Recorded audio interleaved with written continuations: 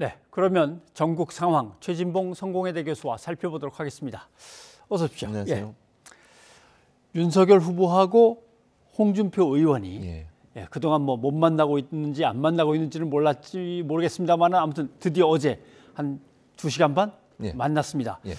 근데 홍준표 의원이 이게 조금 애매하고도 좀 들어주기 어려운 전제 조건을 딱 걸어버렸어요. 두 가지를 걸던데. 예, 그렇습니다. 말씀하신 건 두 가지 전제 조건을 걸었는데요. 첫째로 건 게 뭐냐면 국정 운영 능력을 담보하는 조치를 해달라. 예. 이 얘기를 했고요. 두 번째는 처가 비리를 엄단하겠다는 대국민 선언을 해라. 이게 이제 사실은 본인이 그 청년들과 소통하는 플랫폼 있지 않습니까? 예. 거기에 올렸어요. 그래서 이제 이게 알려지게 됐는데 그리고 나서 여기서 끝났으면 이게 뭐 그럴 수 있겠다 이런 생각이 들지 않겠습니까? 예. 근데 문제는 뭐냐면 이 이후에 당내에서 무슨 말이 나오냐. 국정 운영 능력 담보 조치 중에 하나로 인사를 추천을 했다. 이런 얘기가 나오게 됐고 그것이 이제 또 다른 논란을 불러일으킨 상황이 됐다고 볼 수 있겠죠. 네. 이게 뭐 이준석 대표가 예전에 저 들어가려면 연습 문제를 줄 테니까 먼저 풀어보십시오. 뭐 이런 거랑 비슷한 건지는 모르겠습니다만은 자 문제는 좀 대선 막 치러했는데 대선 다음에 있는 지방선거에 누구를 앉혀주시오라고 전략 공천을 한다? 조금 부담스럽게 논란이 될 수밖에 없는 상황이에요. 당연히 논란이 될 수밖에 없죠. 이게 이제 국민들이 볼 때는 어떻게 보이겠습니까? 그러니까 홍준표 의원 입장에서는 그럼 홍준표 전 대표는 내가 요구하는 요구 조건 들어주면 내가 상임 고민을 하겠다라고 얘기를 했는데 그 요구 조건이 사람을 전략 공천해달라 이런 거라는 거 아니겠습니까? 그러니까 종로의 최재형 전 감사원장 그리고 대구의 지역구에는 이진훈 전 수성구청장 이 두 분이 다 사실은 지난번 경선에서 홍준표 전 대표의 경선 캠프에서 일했던 분들이에요. 그리고 지지선언도 했지 않습니까? 최재형 전 감사원장 같은 경우에는 그럼 결국 보훈 인사 아니냐 이런 논란이 있을 수밖에 없고 선관위 선대본부에 들어가서 일을 해주면서 조건을 달아서 본인의 측근들을 공천을 받게 하는 거 이건 누가 봐도 구태 정치 아니겠습니까? 그렇죠. 그러니까 지금의 이런 새로운 정치를 하겠다고 하고 윤석열 후보가 내세우는 게 공정과 정의라고 하는 것인데 경쟁하지 않고 가능한 전략 공천은 안 하는 게 좋거든요. 물론 불가피하게 할 수는 있겠지만 이처럼 뭔가 자리를 가는 대신 뭔가 두 개를 원하는 이런 형태의 모습은 우리 정치권에서 가장 비판받았던 부분 중에 하나인데 이게 대선을 앞두고서 불거지면서 상당히 큰 논란을 불러일으키고 있는 상황입니다. 여기에 대해서 윤석열 후보는 직접 홍 의원하고 부딪힐 수는 없는 문제니까 저는 뭐 원칙적으로 그런 거에는 관여를 안 하죠라고 했는데 대신 이제 권영세 본부장이 나서가지고 강하게 칩니다. 한번 그 장면을 보시죠. 파열음이 나온다는 얘기를 여러분은 들으셨겠지만 저는 아직 듣지 못했습니다.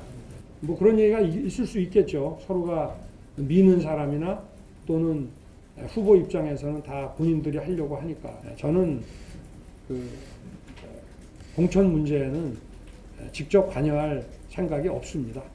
당의 지도자급 인사라면은 대선 국면이라는 이 절체절명의 시기에 마땅히 지도자로서 걸맞는 행동을 해야 합니다. 만일 그렇지 못한 채 구태를 보인다면은 지도자로서의 자격은커녕 우리 당원으로서의 자격도 인정받지 못할 것임을 명심해야 합니다. 어떻게 후보하고 이야기한 내용을 가지고 나를 비난하고 방자하다. 그건 방자하기 이를 데 없다. 당원 자격도 없다, 방자하다. 사실 상당히 좀 이렇게 날선 말들인데 어떻습니까?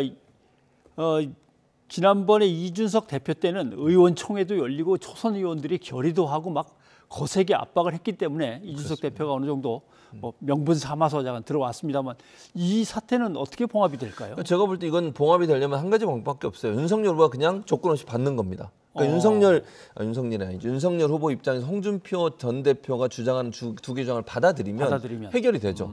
근데 그럴 수 있을까요? 왜냐면요. 아까 예를 들으신 이준석 대표 같은 경우에는 당내에서 이준석 대표에 대한 불만의 목소리가 많았기 때문에 그 의원들의 총회에서 여러 가지 얘기들이 나왔고 그것이 이준석 대표한테 압력이 됐어요. 근데 지금의 상황에서 홍준표 전 대표의 저런 행동에서 당에서 얼마나 많이 이 지지를 하겠습니까? 저는 개인적으로 그렇게 많은 지지가 있을 거라고 보지 않습니다. 또 하나는 그 공천은 상당히 민감한 사안 아니겠습니까? 예. 이게 당내에 있는 여러 의원들이나 아니면 당내에서 활동하는 분들 입장에서 공천에 관심이 많고 또 이게 공정하게 이루어지지 않았을 땐 당내 분란으로 일어날 수 있는 문제거든요. 이 대선 전국에서 이런 얘기가 불거지는 것 자체를 상당히 저는 부정적으로 볼 거라고 봅니다. 그렇다 보면 당내 지지 기반이 없는 현재 상황에서 본인의 주장에 대해서 홍준표 전 대표 입장에서는 이걸 관철시키기가 상당히 어려울 겁니다. 예. 다만 그럼에도 불구하고 윤석열 후보 입장에서 홍준표 전 대표의 도움이 필요하고 2030을 끌어들이기 위해서 홍준표 전 대표를 끌어안아야겠다는 생각이 들면 정말 받아들일 가능성도 있죠. 근데 그럴 가능성이 저는 낮다고 보지만 해결 방법은 지금 상황으로는 그런 방법이 아니고서는 극적인 타결이 이루어지기 어려울 거라고 봅니다. 예. 자, 이거 말고 윤 후보 캠프에는 또 곤란스러운 게 하나 있습니다.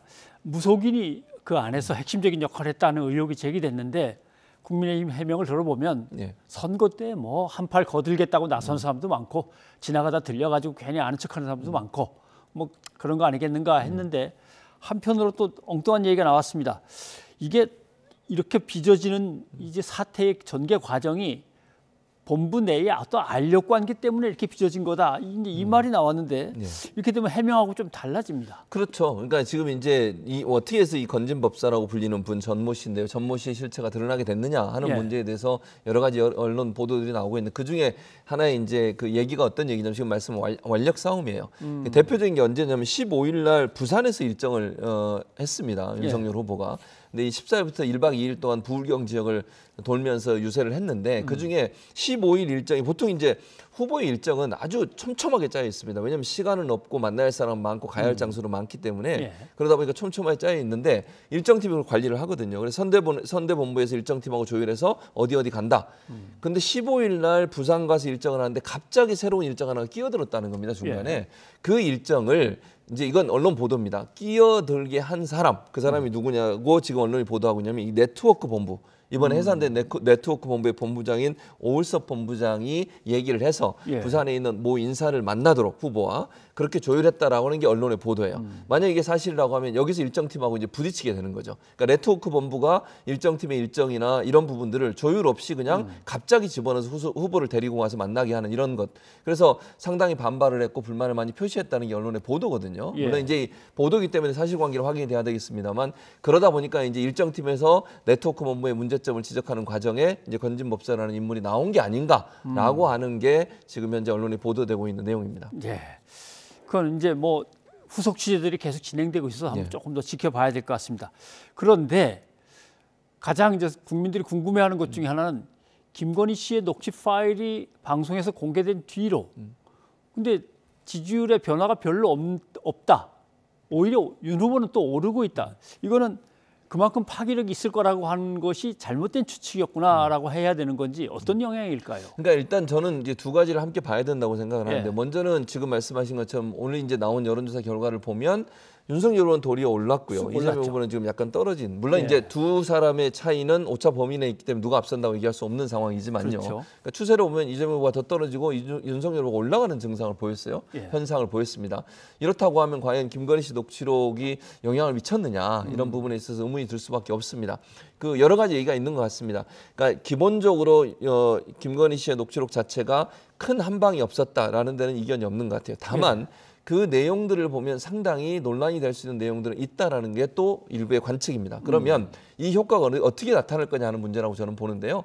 1차적으로는 이 효과가 조금 더 천천히 일어날 가능성이 있다는 점. 그러니까 당장 예를 들어서 녹취를 들은 당일날이나 그 다음날 조사를 했을 경우에는 곱씹어 보지 않고 깊이 생각해 보지 않으면 별 문제 없는 것처럼 느껴질 수 있는데 예를 들면 뭐 예컨대 뭐 그 미투 관련된 발언이라든지 아니면 본인이 뭐 정권을 잡게 되면 뭐 어떻게 하겠다든지 뭐 수사를 뭐 하겠다든지 뭐 예컨대 이런 발언들 사실은 생각하면 생각할수록 이거 좀 문제가 있네 이런 생각이 들 수 있기 때문에 조금 파장이 늦게 올 수 있다는 전망이 있고요. 예. 또 하나는 이제 윤석열 후보 지지로 올라간 것은 사실 그 윤석열 후보가 이렇게 갈등 때문에 좀 분산돼 있던 보수 표가 일정 부분 윤석열 후보에게 결집이 되면서 일시적으로 올랐다 이렇게 분석이 되고 있기 때문에 이건 조금 추이를 봐야 되겠다 이렇게 말씀드릴 수 있을 것 같습니다. 바로 하면서 충격을 받는 게 아니라 생각 좀 달리 해봐야 되나 이렇게 하면서 이제 지켜보는 분들이 이제 계신다는 그런 뜻이 되겠군요. 예, 알겠습니다. 그런데 예. 사실은 그건 뭐 윤석열 후보의 문제고 이재명 후보는 계속 올라갔어야 되는데 못 올라가고 떨어졌다는 거는 뭔가 꺼내드는 카드들이 안 먹히고 있다는 뜻인데 이걸 어떻게 봐야 될 건가? 이건 본인이 한번 목소리를 들어보죠. 예. 지지율은 언제나 왔다 갔다 하는 것이고 또 전에 지지율은 저희가 많이 올라갔다기보다는 상대가 국민의 눈높이에 맞지 않는 행동과 언어들로 과도하게 떨어져서 곧 복귀될 거다 이렇게 예측했는데 뭐 그런 상황이라고 생각이 됩니다. 결국은 미세한 박빙의 승부가 될 것이다. 그렇게 생각하죠. 뭐 지지율이라는 게 오르고 내리고 하는 거 아닙니까라고 얘기는 하지만 사실 지금 50일 안 남은 상황에서는 그렇게 하면 안 되지. 이제 갖다 붙여야 됩니다. 자기 쪽으로 확실하게 끌어와서 붙여놔야 되는데 왔다 갔다 하는 그럴 상황은 이제는 아닌데 뭔가 약간 자신감이 살짝 없는 듯 들리기도 하고 어떻게 보십니까? 저는 일단 이재명 후보의 말은 그 결론 막판에 가면 결국 근소한 차이로 결과가 나타나게 될 거다. 예. 별 차이가 없이 끝날 거라는 예측을 한 것 같고요. 지금의 지지율에 크게 본인은 영향받지 않겠다는 얘기로 들려요. 그게 무슨 말이냐면 기본적으로 이제 지금 현재 같은 경우에는 여러 가지 이슈들이 터지고 네거티브가 터지면서 네거티브 이슈에 영향을 받아서 이렇게 출렁거리면 즉 지지율에 출렁거림이 좀 많지만 설을 지나면서 이제 토론회도 한번 있지 않습니까? 토론회와 설을 지나면서 이제 마음을 정하는 단계로 들어가게 됐을 때 이렇게 왔다 갔다 하셨던 출렁임이 어느 정도 정착하는 양상이 드러나게 될 것이고 그 과정에는 대통령의 자질 문제가 가장 중요하게 생각이 될 거다라고 하는 아마 생각을 하고 있는 것 같습니다. 그러니까 결국은 지금은 이제 여러 가지 이슈들이나 네거티브 요소들 때문에 사람들이 뭐 이 얘기 듣고 또 화가 나셨다가 이쪽 얘기 듣고 화가 나셨다가 왔다 갔다 하시고 마음을 정하지 못하시고 그렇게 방황하는 표가 있다고 하면 설을 지나면서 어쨌든 이 표들이 정착하는 모습을 보이게 되고 그렇게 되면 대통령 후보로서 자질이나 능력을 갖춘 분이 누구냐 하는 부분이 좀 더 부각될 가능성이 있다는 점에 대해서 얘기를 한 게 아닌가 그렇게 분석이 됩니다. 예, 결국 박빙의 승부가 될 거다. 뭐 계속 뭐 추이를 지켜보면 되는 거겠고요. 그런데 엉뚱하게 또 터져 나온 게 이제 불교계와의 갈등입니다. 정청래 의원을 중간에 놓고 내보내야 되는 건지 아니면 어떻게든 불교계를 빨리 설득을 하고 다독여야 되는 건지 지금 그 상황이군요. 그렇습니다. 사실은 이제 민주당에서 불교계를 좀 설득하기 위해서 많은 노력을 한 건 분명합니다. 이재명 후보도 직접 가서 사과를 했고 송영길 대표도 사과를 했고요. 그리고 이제 뭐 지금 화면에 나오고 있습니다만 정세균 전 총리를 포함해서 민주당 의원들 저게 지금 정청래 의원도 함께 있습니다. 가서 108배를 올렸습니다. 사죄의 마음으로. 그러니까 여러 가지 노력을 했고요. 또 송영길 대표는 지금 뭐 불경 지역 다니면서 사찰마다 가가지고 주지스님들 만나서 또 설득하고 사과하고 이런 일이 계속되고 있습니다. 그래서 일단 저는 이제 불교계가 마음을 좀 빨리 풀었으면 좋겠는데 물론 이제 아까 우리가 리포트에서 봤습니다만 약간 이제 불교계 내에도 의견이 좀 분분한 것 같습니다만 그럼에도 불구하고 이런 이슈들이 터지는 것 자체는 민주당한테 상당히 안 좋은 이슈입니다. 정청래 의원도 본인은 반성하고 있고 이런 상황이고요. 다만 저는 아쉬운 것은 정청래 의원이 2회간 얘기를 한 건 조금 아쉬워요. 아마 이제 정청래 의원 입장이 좀 억울함을 표현하고 싶은 마음이었던 것 같아요. 그러니까 본인이 그렇게 말한 건 사실이지만 본인한테 탈당을 요구했다고 하는 부분은 얘기하면서 이제 이재명 후보의 뭐 선거 캠프에서 일하는 분이시겠죠. 그래서 아마 2회간이라는 말을 썼는데 이것 때문에 사실은 또 다른 논란이 지금 일고 있는 상황이거든요. 그래서 2회간이니까 6회간 있는 것처럼 있는 거 아니냐 이런데. 누군가가 와서 이렇게 얘기하더라 한 거하고 다르죠. 국민의힘의 윤핵관에 빗대어서 이핵관하고 하면은 전혀 다릅니다. 국민의힘이 겪었던 내용이 바로 이쪽으로 이미지가 붙으면서 그렇죠. 근데 이제 제가 볼 때는 그런 상황은 아니라고 보고요. 민주당이 지금 뭐 윤핵관은 사실 이제 선대위에서 예전에 있을 때 그 안에 내부의 갈등의 문제였고 이 문제는 진짜 이재명 후보 캠프에 일하는 분 중에 한 분이 와서 얘기하신 것 같아요. 근데 그걸 좀 더 강하게 말씀을 하시다 보니까 정청래 의원이 그렇게 얘기한 건데 그건 저는 적절한 표현 아니라고 봅니다. 다만 그러면 탈당 요구를 하는 게 맞는 거냐 하는 부분은 이건 오롯이 저는 정청래 의원이 스스로 결정할 문제라고 생각을 해요. 그리고 탈당 요구가 들어가는 것 자체가 내부 분란로 비춰질 수 있고 이게 논란이 될 수 있거든요. 그리고 이제 지금도 보면 의원들이 또 입장을 달리해가지고 서로 또 이렇게 반박하는 내용도 나오고 이래서 저는 이건 정청래 의원이 정말 깊이 고민하고 어떤 선택을 하는 것이 맞을지를 선택하게 놔두는 것이 가장 좋은 방법이라는 생각이 듭니다. 알겠습니다.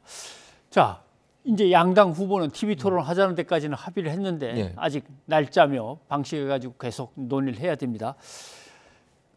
전망 어떻게 하십니까? 저는 일단 30일, 31일 7시부터 10시 사이 이게 이제 민주당과 국민의힘이 합의해서 방송국에 보낸 거거든요. 그렇죠. 이제 방송국이 어떻게 결정할지를 지켜봐야 될 것 같은데 아마 두 날 중에 하루가 되지 않을까 하는 생각이 듭니다.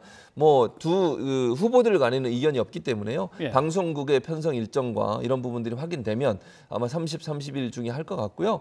아마도 뭐 제 개인적인 생각은 31일이 되지 않을까 하는 생각은 드는데 그건 예. 이제 방송국의 형편에 따라 달라질 수 있고 세 개 방송사가 함께하기 때문에 여러 가지 이제 편성 관련된 부분이나 프로그램 관련된 부분들을 조율해야 돼서 그게 좀 시간이 좀 걸리는 것 같습니다. 네, 알겠습니다. 오늘 여기까지 듣겠습니다. 고맙습니다. 감사합니다.